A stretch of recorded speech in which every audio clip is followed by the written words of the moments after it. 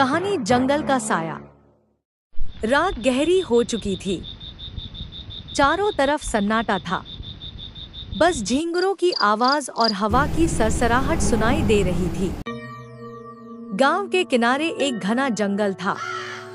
लोग कहते थे उस जंगल में कोई साया रहता है। दिन में तो सब सामान्य लगता, लेकिन रात होते ही वहां से अजीब आवाजें आने लगती।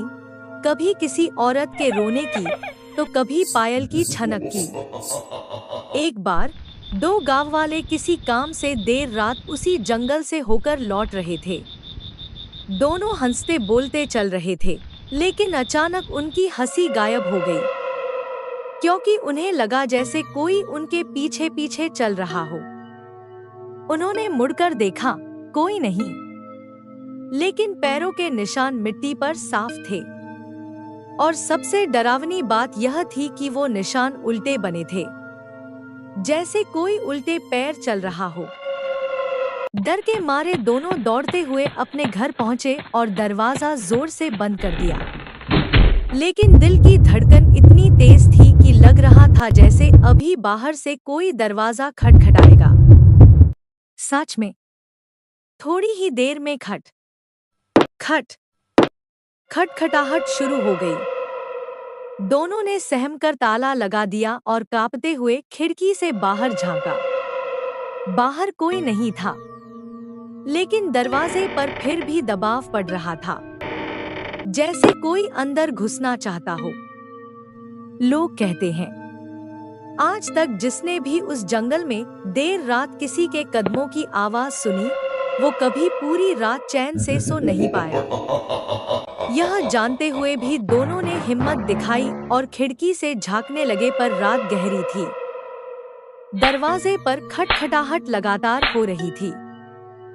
दोनों गांव वाले कांपते हुए खिड़की से बाहर झांकते रहे, लेकिन तभी अचानक खटखटाहट बंद हो गई। बाहर से एक मधुर सी आवाज आई, डरो मत, मैं तुम्हें डराने नहीं आई।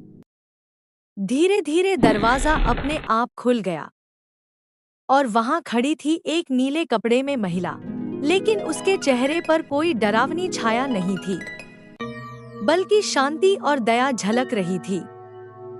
उसने कहा, मैं इस जंगल की रखवाली करती हूँ। बहुत सालों से लोग मुझसे डरते आए हैं, लेकिन असल में मैं किसी को नुकसान नहीं पहुंचाती। मैं बस चाहती हूँ कि जंगल की शांति बनी रहे। दोनों गांव वाले धीरे धीरे संभले और उनका डर कम हो गया। उन्होंने हाथ जोड़कर माफी मांगी और वादा किया कि वे जंगल की इज्जत करेंगे, वहां पेड़ नहीं काटेंगे और शोर नहीं मचाएंगे। महिला मुस्कुराई और अचानक हवा में विलीन हो गई। उसके जाते ही खिड़की से आती चांदनी और भी उजली हो गई, मानो पूरा गांव उसके आशीर्वाद से सुरक्षित हो गया हो। उस रात के बाद किसी ने जंगल से अजीब आवाजें नहीं सुनी।